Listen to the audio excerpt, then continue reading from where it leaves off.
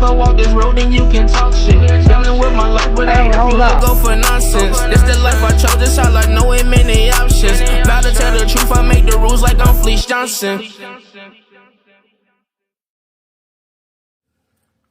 Hey, what's up? This is Big Lee with Hustler Spirit. You know who I got in here today. What's up, Fleece? What's up, big brother? You doing all right? Yeah. Man, that weather keep getting warmed and cold again. Everybody's getting sick. How you staying healthy out here? Well,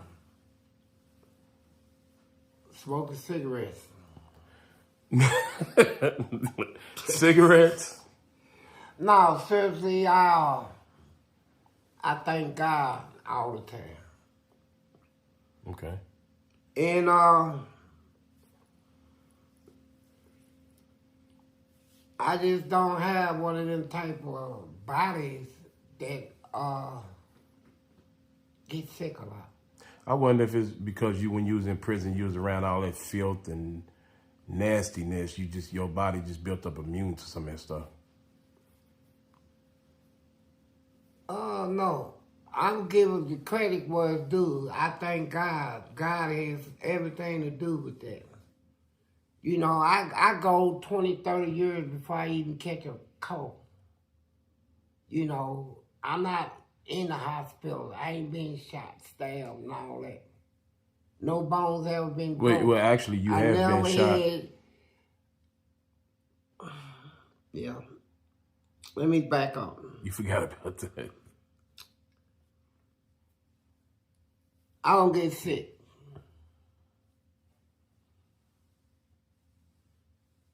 As most people do. And so I eat healthy food. I know that vitamin B, B1, 6, and 12 is found in your green foods. I know the vitamin C only prolong the vitamins already in your body. It strengthens them as they, that's what that does. I know all about vitamins. I cook, so, and I pray. So that's key to healthy living. I try to be joyful and happy. I've seen a lot of people in their 30s look like they're in their 60s because they stay aggravated, angry a lot, always upset, and it grows into their features, into their health, and it's unhealthy to walk around with attitudes, angry all the time. Always got a complaint. Can't not make you happy. It tears the body up. So I don't do them things. I walk around happy, smiling, cracking jokes. I know what's in the world. I know what's coming. And I know how it's going to end. See, I already know all that in advance, so don't worry about nothing. Well, there's a couple of people that asked me this question, and I was surprised that I didn't know the answer. That was, I guess, I didn't do a great job asking questions because I don't even remember asking this particular question. And I know you probably know, so how did your father die?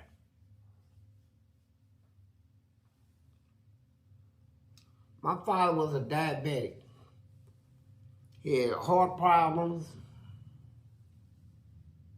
and stuff. And my sister, she moved in with him. She claimed it was to help him. So when he died,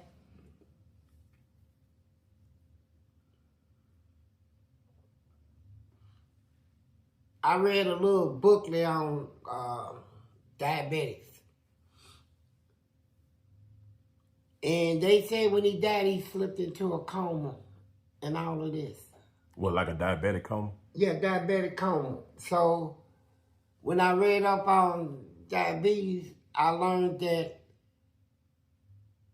the coma only happens when they are not able to get their insulin. So, put two and two together. She living with him. He should have had no problem with the insulin. It should have been right there in reach. She should know the time he takes it. So, according to the book, they only go into comas when they don't have an insulin. And if he didn't have it and she living it means it was withheld from him. She wanted him to die. Hold on, allegedly. Allegedly, she took power of attorney over all his stuff. You know, he had a lot of stuff. And she took power of attorney. That's the same sister that stole my inheritance. They know allegedly to it, she did it. So she was the same one involved when my mama died of cancer. This same sister took power of attorney. And I talked to my mom, I was locked up. She said, I'm fine. They told me I got cancer, it came back. They asked me if I wanted to take chemo. Chemo, and I told them I'm not doing that.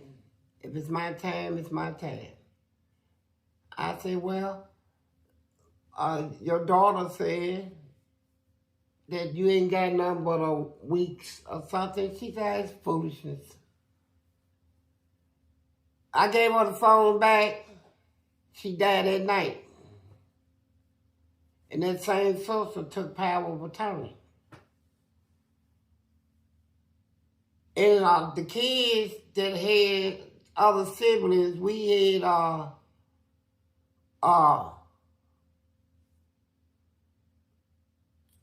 inheritance is taken. Whose inheritance? My inheritance. My brothers and stuff inheritance. They stole our money, man. My sisters. And so and guess what? I want the whole world to know this. This same sister, she called herself a good sister. Her name is Mary Bond. That's her name. Okay, she married a preacher, Luther Bond. Okay.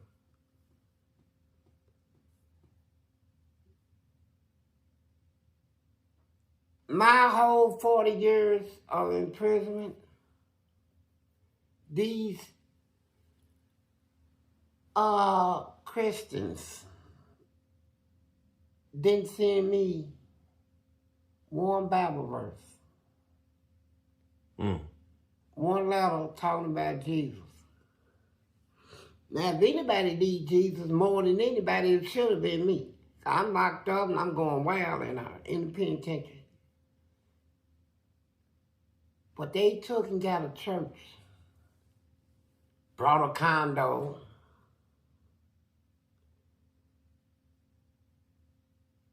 forgot all about old Fleece, and I'm in the penitentiary tearing it up.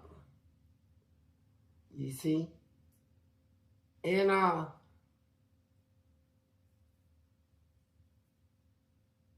but God showed me in the dream who this sister is and what she did with her soul, right? So it was confirmed through her own daughter. You know, that she gave her soul to the devil. That stuff happens. People wonder, how can you do that? Listen, It happens. You got people out here now in the world walking around with spirits and stuff up in them, man. People you once knew, you don't know no more. That type of stuff. You know, friends that you was friends with for decades. Now, y'all near enemies. I mean, you got these spirits in people now. And you got people now that once had a heart full of love and got nothing but evil in it, nastiness, bitterness, you know, selfishness. So, my father, people want to know, he died of that. I believe he was killed. I do. In a way I do, in a way I'm like split right there. I'm not fully, I wasn't there. That's the only thing that separates me, because whether I don't like my family or not, I will avenge the death of anybody in my family if somebody murdered them. I don't care if I hate that family member. If somebody murdered them, I would avenge their death. I will have to. It's just my principles. It's one of them I live by. Now, I got siblings, family members I don't speak to. They don't speak to me. They don't like me, I don't like them. And from what I see out here in society, this happens almost in every family.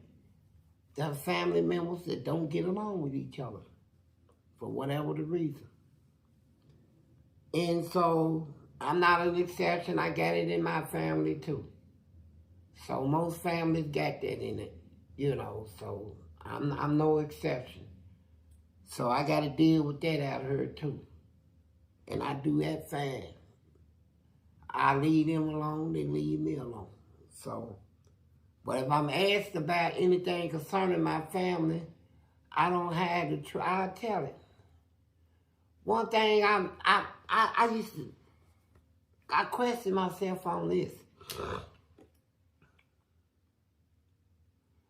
When evil does evil,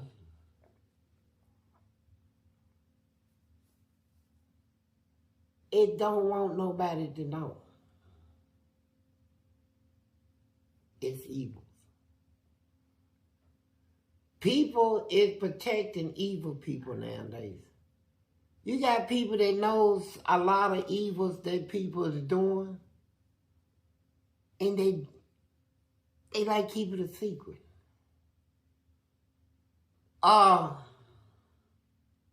like this. I fought for my rights, you know, and everybody is fighting. You know, physical fights is not the only fight. You got people fight for rights, fight to be heard, fight for transparency, accountability, fight to be respected. Equality. Equality, humanity, to be fed, to be treated. They fighting for a right to live, to exist.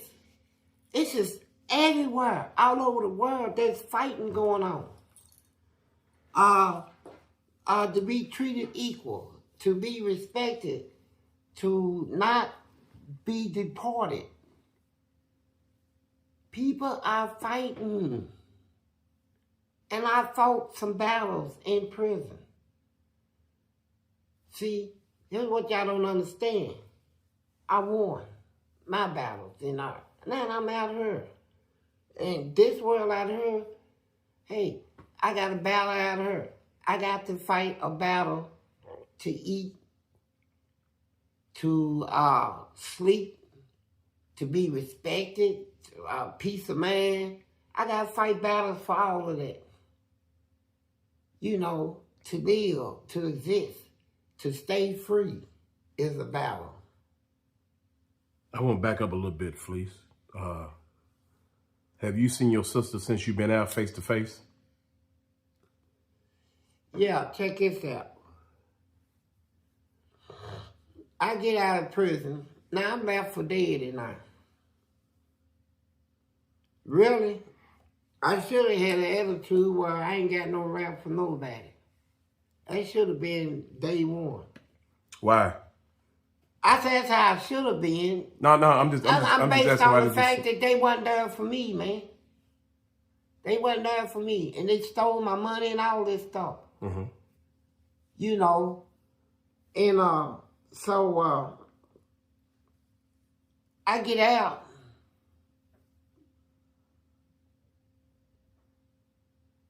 And, you know, I don't put all that to the side, man, the past.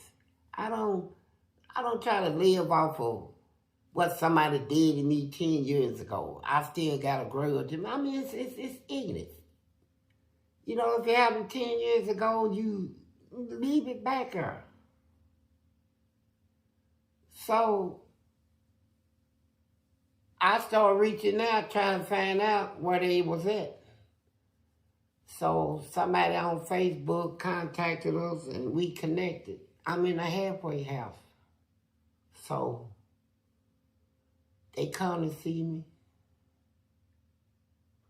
Mama told us to... Who came? My sister. The thief. Mary the thief. She came, Mary Bond, the thief. And she came and all this, you know, I'm happy to see him. And I said, man, go on and reunite with your family, man. You know, family need to be family. You know, forget all this old stuff, man. Love each other. I get a job at Royal Consumer Products as a supervisor. I supervise a whole production area. I can hire people and farm. And so, making good money. I'm paying a halfway house $600 a week to stay there. Add it up, $600 a week. At a halfway house. $2,400 a month, that's crazy. They supposed to get 25% of my gross check. Whatever check it is, they get 20. I said, no, I give them 600 and they ain't gonna get no more than that. They supposed to get more than that. It's crazy what they do to people when you get out of prison. You come out here and try to start a new life and you go to halfway houses and you get charged. Your parole officer charge you from coming to see him. You got to pay him too. Every time you get paid, you got to give him some money.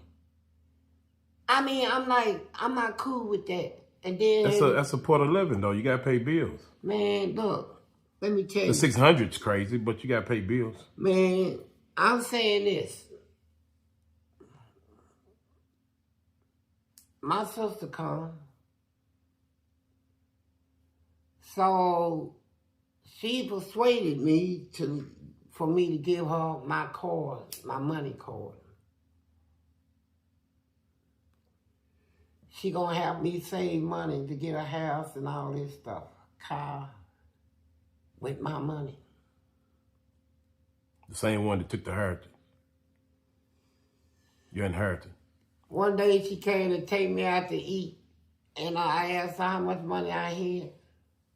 When she told me what was on that card, hell no. What happened to the rest of it? So you know what? I said, get my card back. How much was on there? How much was supposed to be on there? Man, you know, I'm gonna tell you this. The exact amount right now, I can't remember because a lot of stuff I block out of my mind, man. It was a lot that she took. And So that was the car they was putting your paycheck on. man, look, yeah. Wow. And then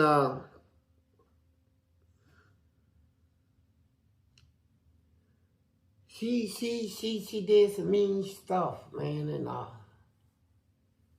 she did some mean stuff. But you know what?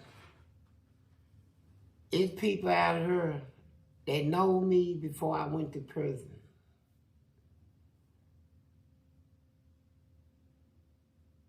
They remember me as I used to be. You know, on the gangster stuff.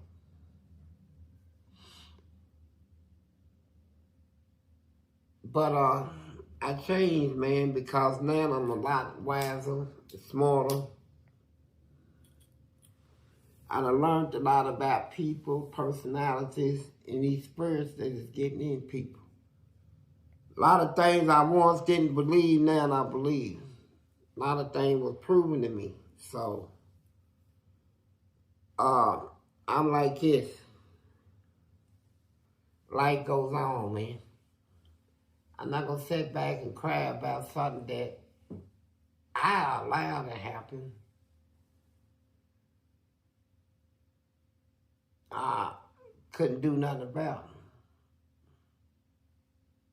it. Move on. Go to, you know, I'm a survivor, man. I don't stay stuck.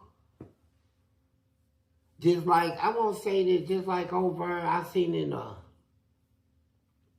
the news over in Sudan, they're fighting over, these blacks is fighting over, starving their own people, killing each other. They got a little black militant group over.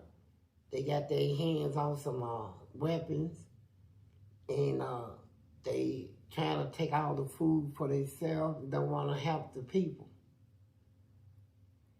Somebody who's giving them weapons, we already know how that happens, and I bet you they white. So, and that's to keep them all doing what they doing. But you know, sometimes I wish, man, to go to one of these countries, man, because I got a lot more fighting left up in me, man. I would love to go to one of them countries and just sit down on them. All right, Fleece, you was talking about some phobias you had and some things you did in prison that affects you still today out here in the free world. What's some of those phobias you have? Well, first of all, I always remind people, don't forget the fact that when I went to prison, I was 15. And I did 40 years fighting. When I get out, I done had people wondering why I'm always looking around. You know, I'm looking this way, that way, looking around and stuff like that. And they say, man, just relax. I said, man, look. I developed that in prison. Because when I first went to prison, it was that bad. You had to watch your back, man. You had to watch your back. Well, another thing I don't do is I don't sit in hit spots. You know, that's a phobia too. What do you mean hit spots? You know, spots where people normally get hit, you know, killed. You know, if I know that's a hit spot where people normally get stabbed or piped and killed, I don't go to that spot. That's not my sitting spot.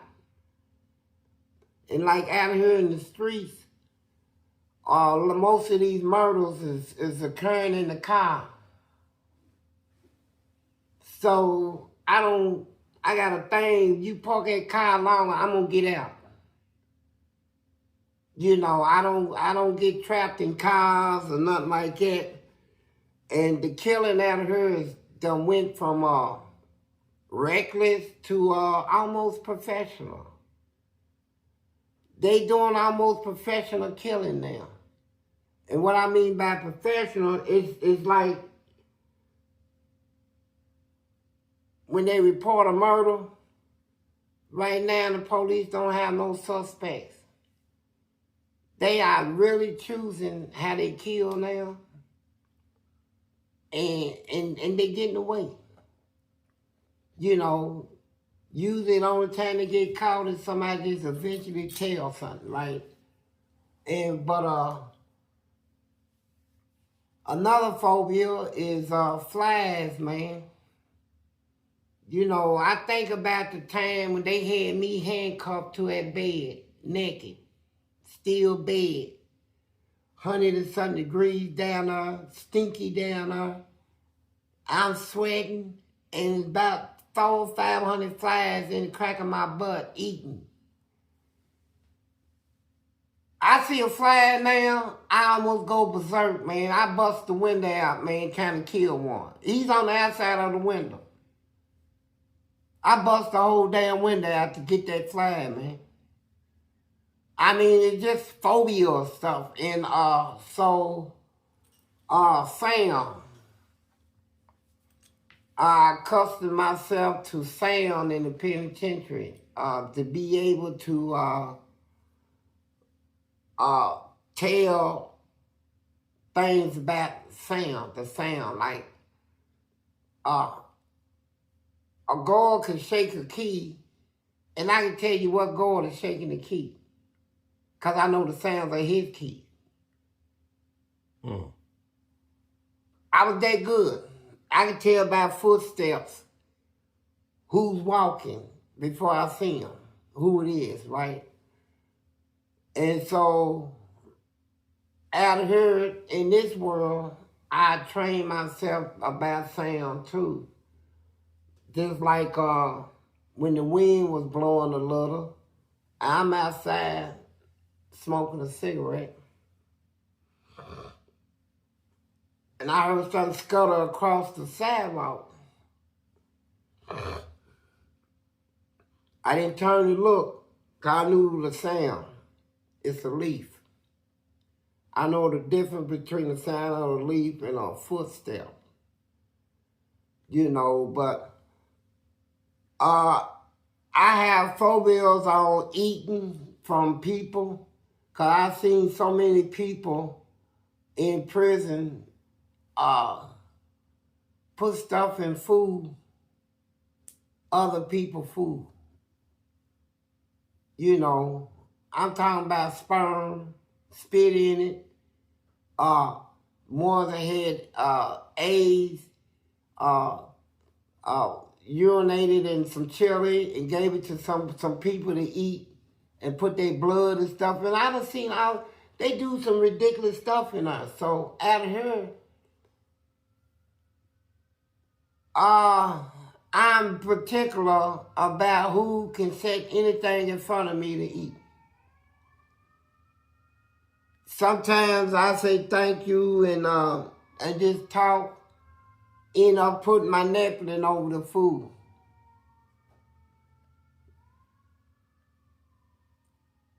I can't do it. There's certain things out here that, I just got a phobia. So the craziest thing is, I went to 7 counties to see if I can get some sort of assistance, help. I said, I'm going to do it.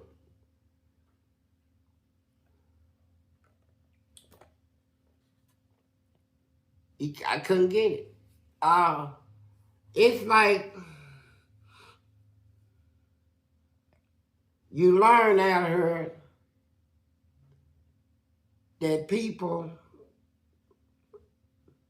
is doing things for money and money only.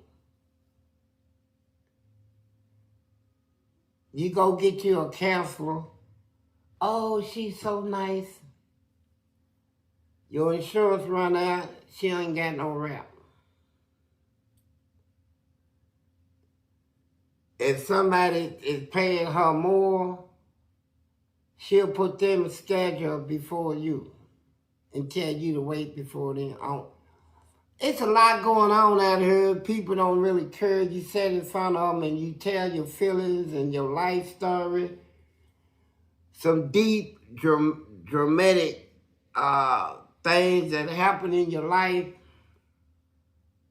and you trust that they will give you some guidance, solutions, or something therapeutic. But they don't care. They'll go home and laugh about you, make fun on you. Well, I seen the guy today. You know what he told me? Oh boy, he said something else. He said he actually, and they'll tell all your stuff. So, crap. I want to straighten something out real quick. And it's, again, I'm going off of comments that I looked up, and I was like, let me ask him about this because I'm not sure. But you gave me the explanation. I want you to give it to the viewers. I called you the other day. I was like, man, somebody asked me why you had so many mugshot pictures. And you didn't get out. So how you get mugshot pictures? So what did you explain to me the reason why you got so many pictures online? In mugshot pictures, in prison you got to wear an ID. Your ID you gotta look like the person on your ID. In present time? Yeah, at any time in prison. Your ID gotta look like the person on that ID. Now, if you got real long hair and you get your mugshot coming in with hair,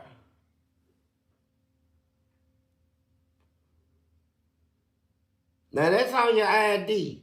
Then you turn around and cut all your hair off. They gonna tell you need to go to the yard office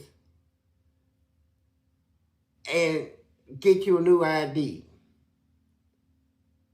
Cause you gotta look like the person on your ID.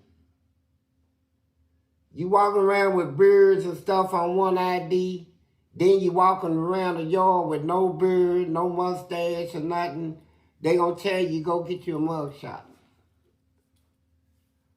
And then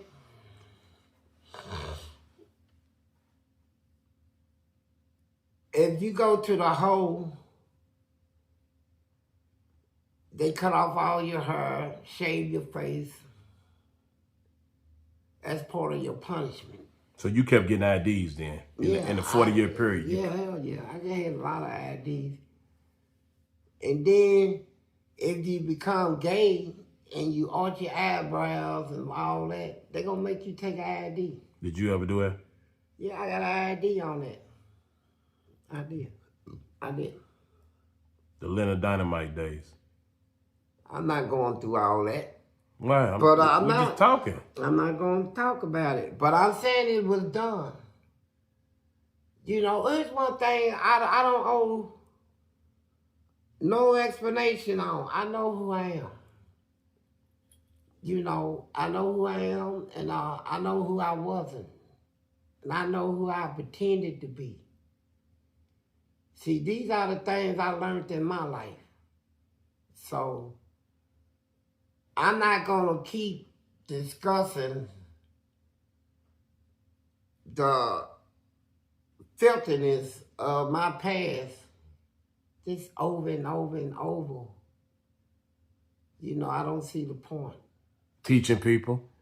Everybody don't see every video. Yeah, I know. My point is this. I teach them like this. I tell a story. And I move to another one. So,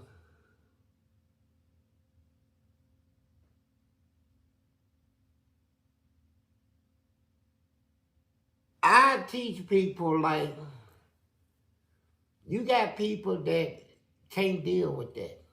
You got some people that became gay and feel like once they went there, ain't no way out. You know, they feel like they got to walk around forever as a gay person, right? And I wonder why God has allowed me to go through so much, right? You know, who can tell you more about something except the person that has went through it themselves, right? Unfortunately, the difference between me and others is that I don't indulge no more. And I'm not ever going to again. So, if you look in the prophecies, man, they say coming towards the end, there will be an overspreading of abomination that makes desolate.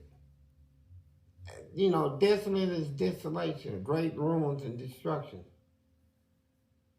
That's what desolate is. They said the abomination are overspreading of abomination. So I asked myself, what is an abomination? So I did my research and found out in the Bible there's one abomination. And that's a gay stuff. It's an abomination. And so there's nothing down here on this human world that aggravates and frustrates heaven more than that. But there's something people got to deal with. And me, I don't come to criticize nobody because I've been there. I did it myself. What I'm trying to tell people is you don't have to do it. You don't have to be deceived to believe that you can't be who you was created to be. You know, because you had experience in this life don't mean you trapped in it. You know, you got a lot of parents out there that got kids that they don't want to be gay. Wish they wasn't gay. Don't know how they became gay. I do. I know how they became. But their only wish and hope is someday that their kid will wake up and see the light, man. You know, that's a mama's, daddy's dream.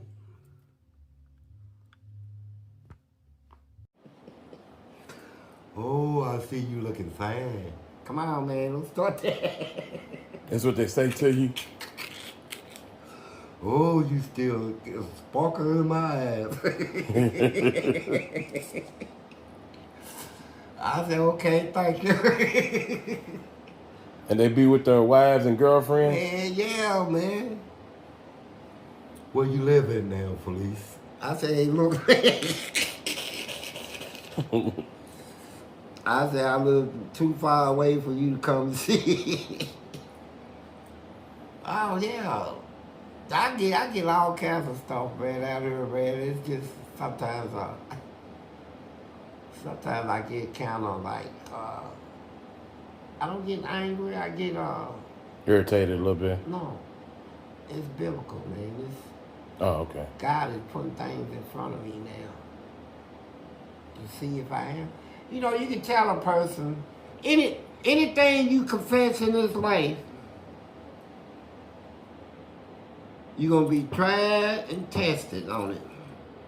Anything said, like if you tell somebody I'm your friend, a day going to come where you're going to be tried, you're going to be tested to see if you really is that man's friend. You tell somebody you love them, and you're going to get tested on that. You say you're a Christian, you're going to get tested on it.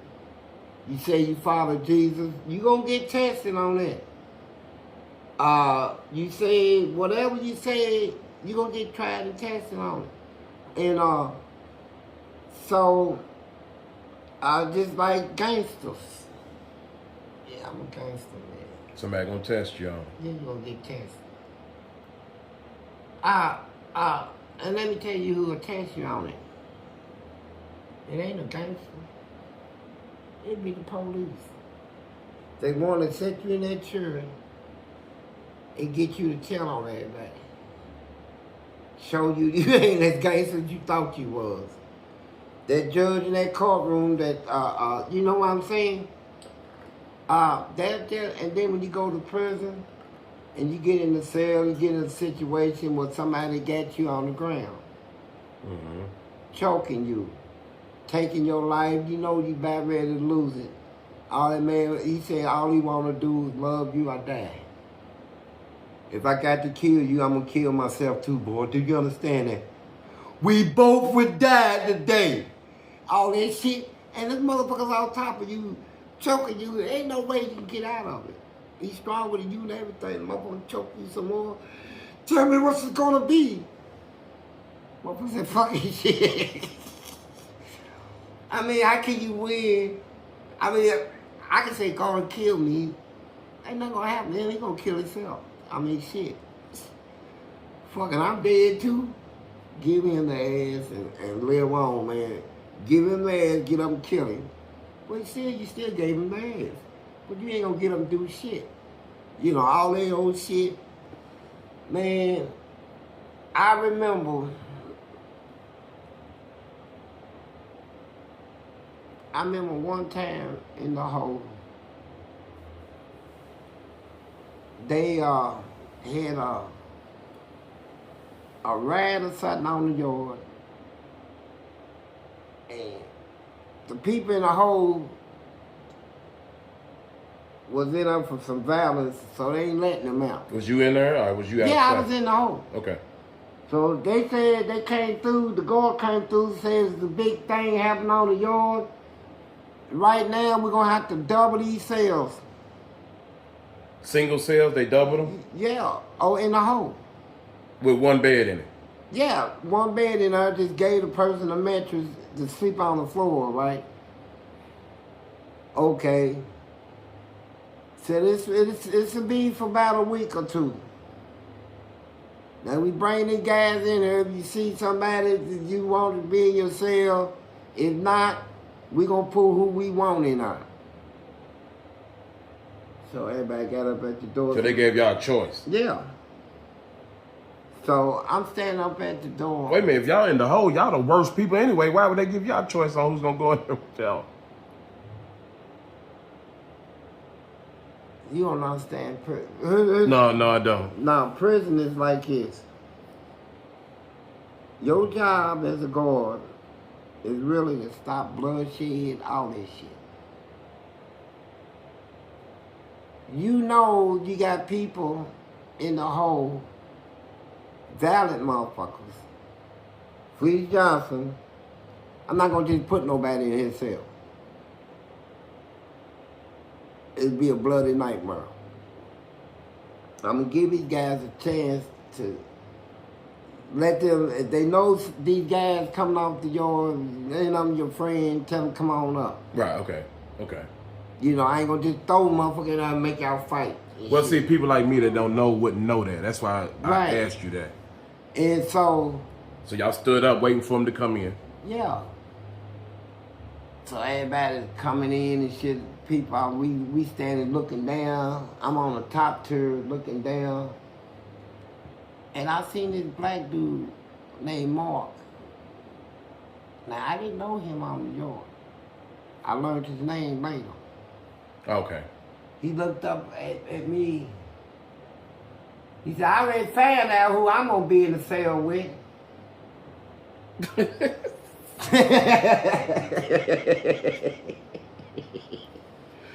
So I, see, he motherfucker. It fucks me up, man. See, I done been in a hole for some years, right? So they been bringing motherfuckers. Motherfuckers ain't even got a chance to meet Fleece Johnson, right? They don't even know me. So I'm looking down. That motherfucker look up. He said, I already found who I'm gonna be in the cell with. And Red told me, I said, who the fuck is this motherfucker, right? So he came, put his mattress down by my door. I'm sitting on the bed, right, like this. I'm looking over at him. Door open. He come in, throw his mattress on the floor. Say, how you doing? I said, hey. Go right there. You don't know what his mission is at this point. I already know. I know. Because first of all,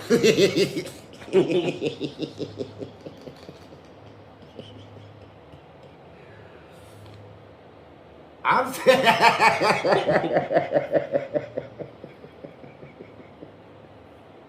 I ain't talking about that shit, man. I sat up in the door with a long t-shirt on, naked up on it, right? What are you talking about? Yeah. Why they walking through? Yeah, they down on the downstairs wall. I'm like the bars like this, legs spread like this. The motherfucker look up. He said, I already know who I'm gonna be in the cell with. So I said, okay. I already know what this motherfucker is, right? So he go use the bathroom. I'm sitting on the bed. So he said, hi, my name is Mark. I said, hi, Mark. He said, what's your name? I said, pick one. He said, pick one? I said, yeah. He said, don't get offended. I said, I'm not. He said, what about sweet chocolate? I said, here, man, this is what you want. I said, come on, let's suck this. That's what you want, ain't it? He got on his knees, boy. That motherfucker was good in his shit. And he's from California, too. You had just met him. Yeah. So how long did he stay in there? 3 days before they moved everybody out. You know, they said you can't do that shit. It violates the Civil rights or something? Yeah, shit like that. So what happens to that relationship? Because you had to stay in there, right? Yeah. Ain't nothing happened. It wasn't no related. Just he did what he did. Go. But let me tell you the evil. See, sometimes you can do shit. Just like God sends shit your way, the devil will too. See, people don't look out. At the time, you don't be thinking all this shit. This motherfucker had a thing on his neck with a medallion or something? Yeah, with a shell on a wood. It was a seashell. And he was telling me that he was into witchcraft. And that in Los Angeles, they got a street called Market Street, that they got a big old tent where they pass out devil pamphlets like they do Bible pamphlets. Mm-hmm. And he told me how he got in there and worked his way up to a chief position, you know, right? In this little organization? Yeah.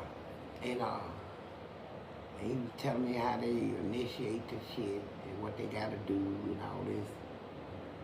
And I'm listening, and he said, I said, tell me more. And he said, you see this around my neck? See, now I'm fucked up. I'm like, Fleece, what is your problem? You know, sure. You can do what you want in here now. You know, whooped all these motherfuckers. You doing anything you want. Ain't nobody can say nothing to you.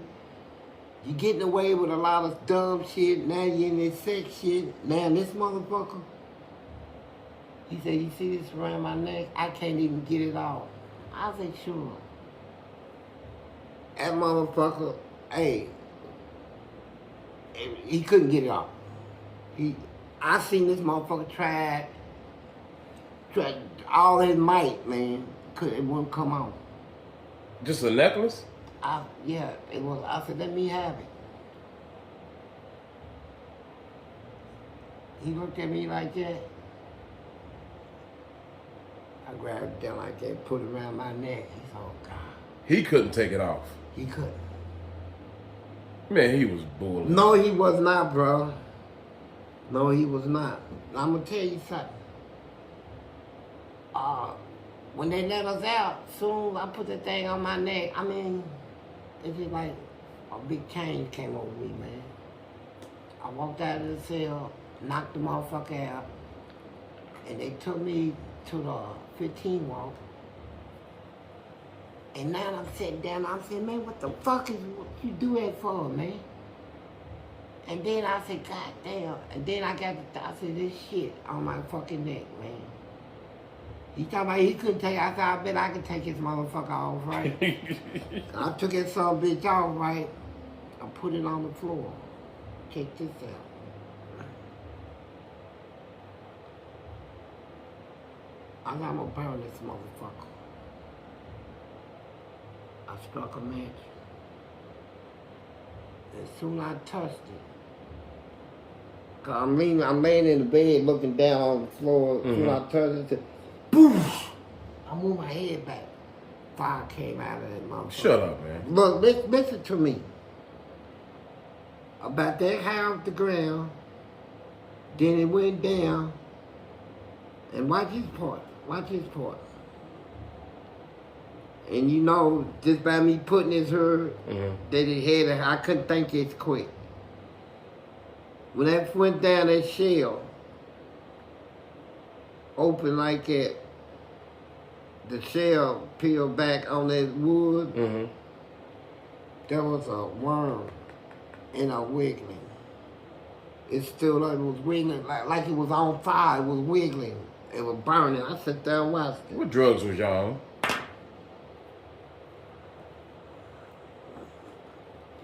I'm just asking questions everybody else would ask if they heard that. They don't need it here. I mean, Lee John, I'm sitting there telling you things, man. You don't understand that I was doing whatever I wanted. I got so evil in there, man. I didn't care. I can walk around naked. I can put on some panties, anything. You better not say nothing to me. They weren't gonna say a word to you. Nothing. Respect me. I'm still a gangster. I'm still this. I'm still that. I'm showing my ass. I'm doing anything. And God stepped in and showed himself to me. Why wouldn't you want somebody to hear that? Boy, no, I will tell you, but listen to me. I'm telling you. When that happened, I was like, shit. Why wait until I cover myself in sin to show me yourself? Yeah. That you real. And all that's real. You answered that before. Who did you tell me God uses? Yeah, people like me. Right, you told me that before. So but you know. At the time, that's what you're thinking. No, at the time, man, I'm like, how can I change, man? Okay. I mean, I'm covered in sin, bro. My man ain't on number one thing. They don't kill shit. Fighting and killing. Doing whatever the fuck I want to do in here. Not giving a fuck about nobody, man. And then it happens. And I'm like, it'll kill me, man, to try to change, man. And then I'm surrounded by enemies, people I don't fought, people looking for me to make one little weak mistake. Yeah. I gotta stay whole. Hey man, I went through it, and so, but I can say this though, that God is one. There's only one person in the Bible I knew that had that stubbornness in him like me, and that was Jonah. He refused to do what God asked him to do. He didn't think the people deserved that. What time is it?